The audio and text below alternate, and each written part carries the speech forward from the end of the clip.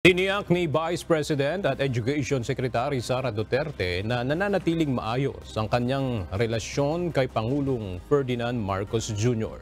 Sa panayam kay VP Sara sa kanyang pagdalo sa Southeast Asian Ministers of Education Organization Council sa Malaysia, sinabi ng Vice Presidente na walang problema sa pagitan nila ni PBBM mapapersonal o working relationship.